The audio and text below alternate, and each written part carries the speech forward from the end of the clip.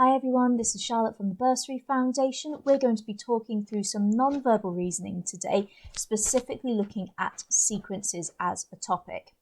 We've previously talked about exactly what a sequence is in our verbal reasoning lesson, so I'm not going to waste your time going through all of that again. But it is worthwhile thinking about how exactly a non-verbal sequence is created. Very, very simply, all that's happening is we've changed a visual element of a shape or a pattern.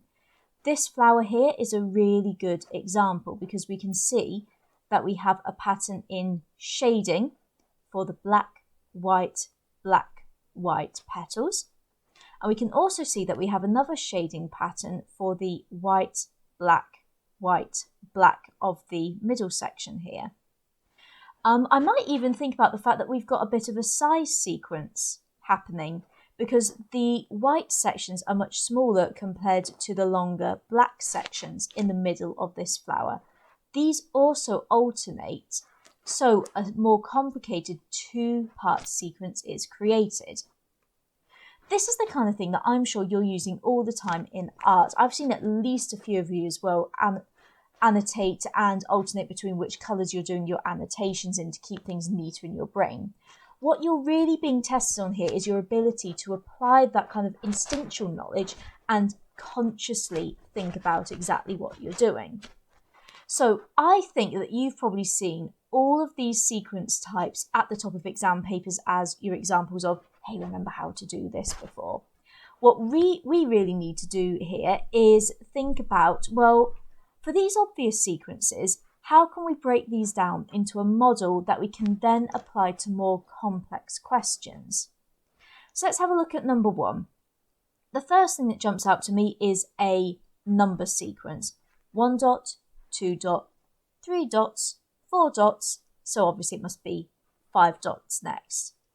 What this allows us to do is get rid of D and E as options because those are only 4 dots. It doesn't make sense that they're next. I can also say that there is a colour sequence. All of the shapes are only one colour in each section of the sequence, which means that B cannot be correct. And we also go black, white, so the next one has to be a series of black dots, making C our correct answer. So have a go at number 2 and number 3 and have a go at writing down the stages of exactly how you'd work out this sequence. I'll give you 3 minutes to do that if you want to pause the video. So hopefully you've now unpaused and, well, if you weren't, you wouldn't be hearing me say this and it would be a bit pointless, but let's continue on anyway. So I can see a number sequence here. I have 2 lines, followed by 3 lines, followed by 4 lines, a blank space, and then there are 6 lines here. What this means is we know we must have 5 lines here, so I'm going to do the first stage of my process of elimination and get rid of anything without 5 lines, which means I'm going to get rid of A, B, and C, because I can see all of these have 4 or even 3 lines. Now, if you're not sure about which one is correct after you've taken away some options after your process of elimination, look at the difference here. I can see that in D, this line starts from the bottom where we look at the acute angles joining on, and from E, the acute angle starts from the top. So what I can then do is look back at my pattern and say, well, where can I see my acute angles starting? I can see that in all these examples, the acute angle where the lines start joining together remains on that bottom left side. So E can't possibly be correct. D is the right answer. For number 3, once again, we've got a number of sequence with the amount of lines here going from 1 to 2 to 3 to 4. So there must have to be 5 lines. This means I can get rid of A and E. The other pattern here is in, well, the patterning of the lines. We go from a line that's straight round to a dashed line, a line that's straight around the outside to a dashed line, and it's building up every single time. All of the lines that were there previously stay the same. Those don't change. You're just adding an additional pattern line on top. And we've got the alternation between the straight round line and the dashed line here. What this then means is that B and C can't possibly be correct answers because they don't have that alternation in the type of line, meaning that D must be correct.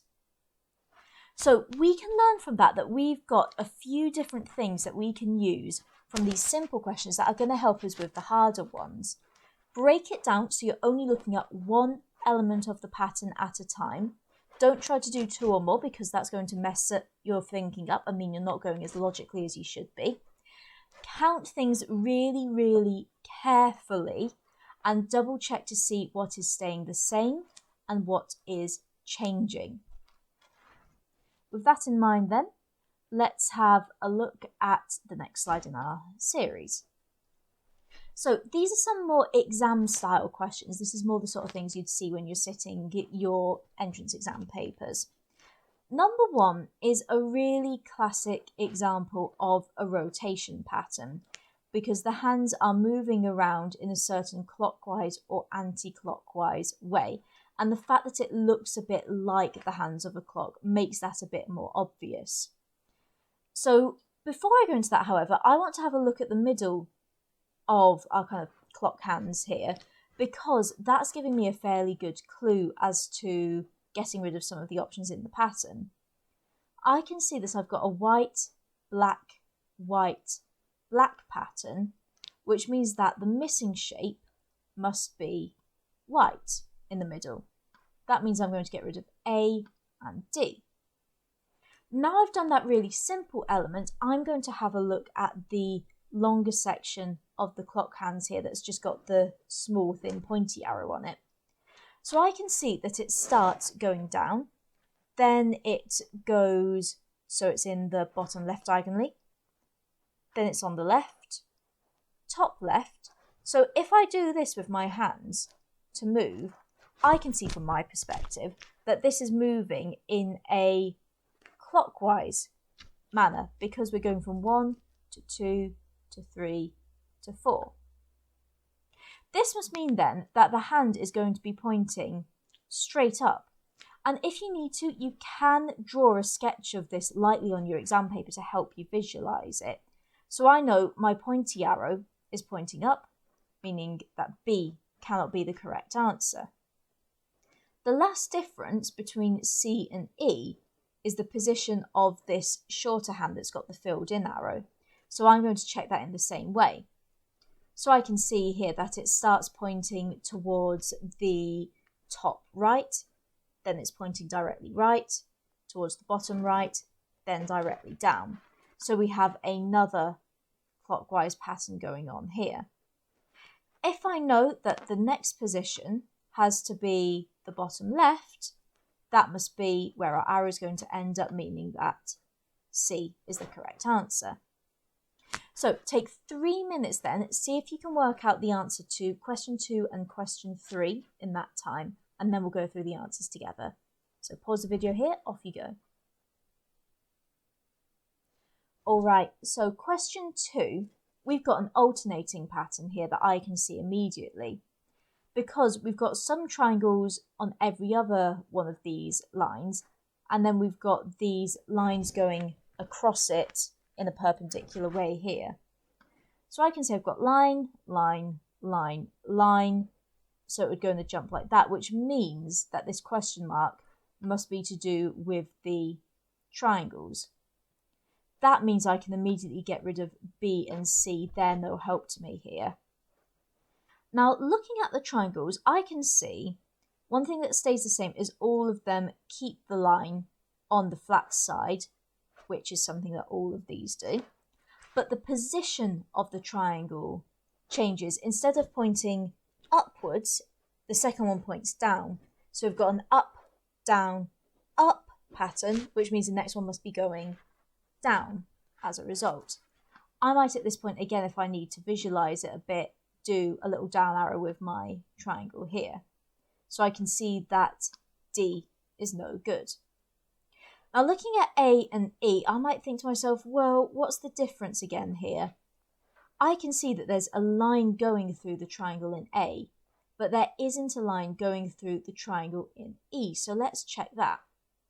So I've got a line through the up triangle, no line through the one going down, a line going through the up triangle, but no lines going down. So actually this triangle should be completely blank going through.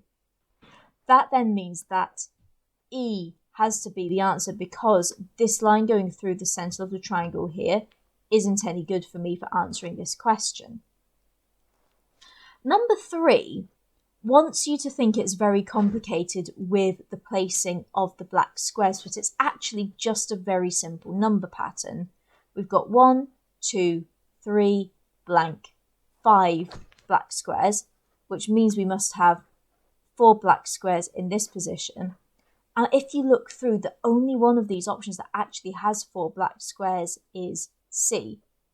So don't be deceived into making something more complicated than it actually has to be. This one you might think is difficult, but you can answer it very, very easily.